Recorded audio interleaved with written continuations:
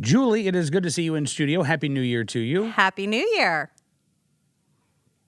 I appreciate you joining us this week. And, I suppose we should start with it's been a big topic of conversation throughout the program, the president's remarks, his executive actions on firearms, which appear to be not a lot of action, but a lot of talk today. And he's got his town hall meeting on Thursday. The White House says that gun control will be a big part of his State of the Union address to Congress next week.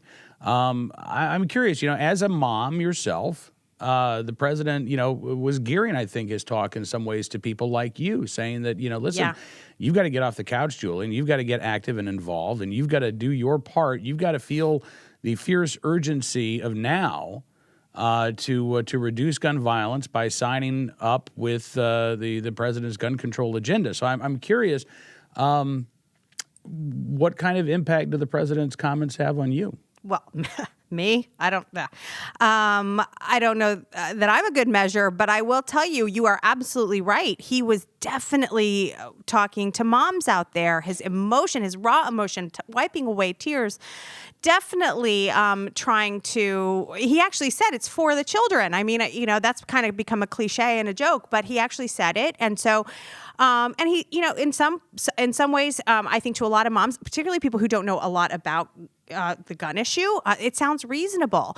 But, especially from a woman's perspective, at one point, he set up all these straw men, and he set up all these sort of like, these analogies like, well, if we have safety measures on aspirin bottles, why don't we have, safety measures on guns? And at one point he actually said, if you have to dial in a passcode for your iPhone, why don't you have to dial in a passcode to use your gun?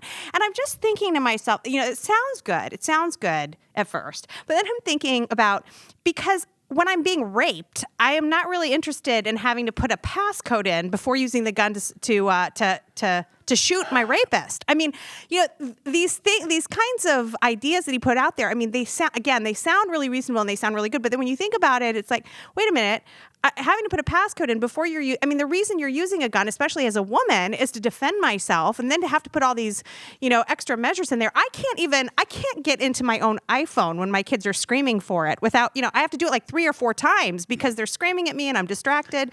So again, it sounded good. I think it will resonate with a lot of moms, but I think moms need to really think about, things a little deeper than sort of what it sounds like when you first hear it. Well, and I hope that maybe we'll get some questions at the town hall meeting, although I'm not particularly confident that we will. Right. But I'm hopeful that we'll get some questions that will perhaps go a little bit beyond the talking points. I mean, you mentioned when it comes to the smart gun technology, New Jersey's had a law in the books, I think, since '99 that says as soon as this technology is available for sale, that's the only type of gun that can be sold in New Jersey. They're talking about getting rid of that law in New Jersey now because they now say, the gun control advocates who called for the law in the first place, now they say, well, we made a mistake by mandating this. Now we just want to encourage the development of this technology. And look, I've got nothing against new technology coming out, but as you say, there's no guarantee that people are going to want to adopt this technology. Right. You talk about the president talked about the little fingerprint reader. I just got a new phone not long ago, and it's got that. Yeah. Which is great. Right. If I've got that particular finger, right? Because it reads one fingerprint. So that's great. I didn't even think about that. That's true. Yeah. But I might not have... I might have my gun in my offhand. Something might have happened to my hand. Right. I might need my wife. I mean, it's a complete to get that firearm, and all of a sudden she can't use it. And it's a complete misunderstanding of why people like that. In a situation where law-abiding people use guns to defend themselves, and it's like he missed that whole point. And also, would any of we're talking San Bernardino or any of the other sort of the sort of mass shooting situations. Would a passcode or a thumbprint or have stopped any of these? Again, it's only measures to stop law-abiding people from using their weapons. Again, none of these measures would have stopped any of these terrible situations, any of these crimes. And again, it's just putting barriers in place. The president acknowledged that, though, Julie. And what he said was, that doesn't matter. Look, just because these proposals wouldn't have stopped any of these crimes in the past, it doesn't mean that they might not prevent a crime in the future. Now, I would say that same argument would go for concealed carry.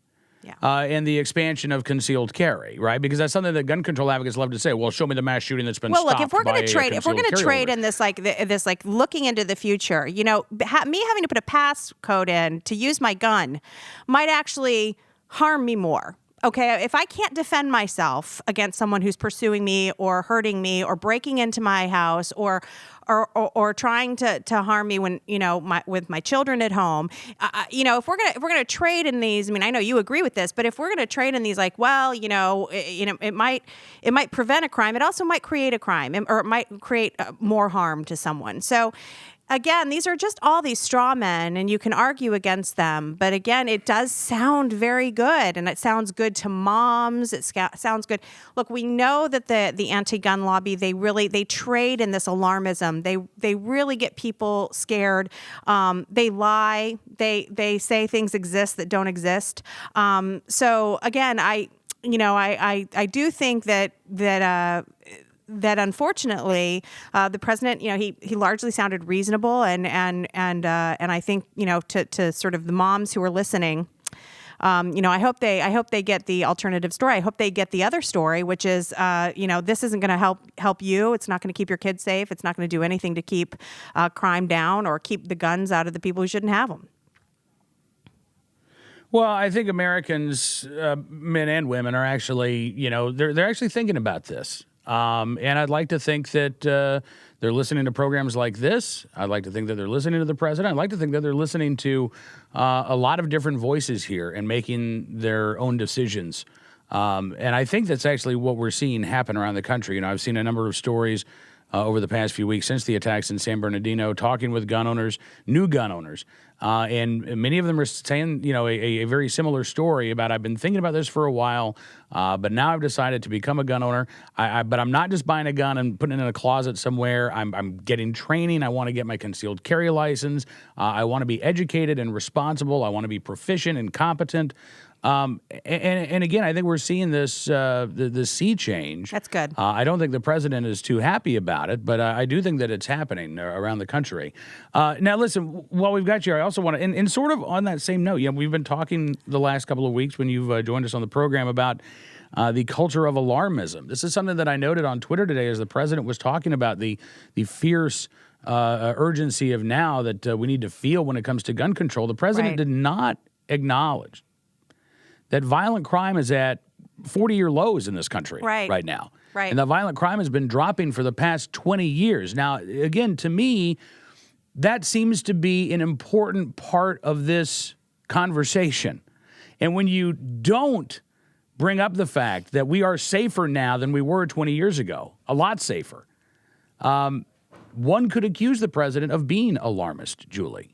Absolutely. The last time crime rates were this low was when there was only black and white television. I mean, that puts it into sharp relief how safe we are. This goes hand in hand with what Lenore Skenazy talks about all the time. Why are we more nervous when crime rates are down? Why do we think that our kids are going to be scooped up when child abductions are down? Why are we so nervous about this? And look, we've talked about this on the show. There's a variety of reasons for this, from the 24-hour news cycle to just how many news outlets there are now, and they're all sort of scrambling for that winning headline that'll get the most clicks. So I don't know. There's a variety of reasons that we see this, but what we've also seen is activists have really been able to utilize America's nervousness to their advantage. They are peddlers of fear. They profit from fear, and whether it's the food nannies or the sort of diet industry, the fitness industry, or the anti-gun lobby, they all use this same strategy to scare the American public into acquiescence acquiescing to government regulations, to giving up their freedoms. And more Americans are willing to give up their constitutional rights. It's really astonishing, I think, to people like me who have been, in the policy field for years and years, and seeing people just sort of, not think it's a big deal, attacks on the Second Amendment. So I do think fear is a large part of it, the culture of alarmism, the refusal to look at the facts and the data, which is that we are safer than ever before. Well, you've got a piece at newbostonpost.com talking about how you're not going to let the food alarmists alarm you this year. And maybe this is the year that we just start to push back against that culture of alarmism wherever we see it. I hope so. I said in the piece, my resolution this year is to ignore the food alarmists, as if I'd paid attention to them ever. I don't, but I did encourage other people to ignore them. Look, you've got so much conflicting information out there, so much. And as a mom, my God, I'm poisoning my children. I mean, I'm going to leave here. I'm going to go pick up my kids from school, and I'm going to poison them with the snack that I give them. That is what moms are told. They can never get it right. They never do it right. You never do it right with your own nutrition. And so what I encourage people to do, and it's because it's conflicting information. Oh, this is good for you. This is bad for you. This is good for you. This is bad for you. I mean, we can't keep track. So I just encourage people, look, trust your instincts. Talk to your doctor. If you have a nutritionist, talk to them.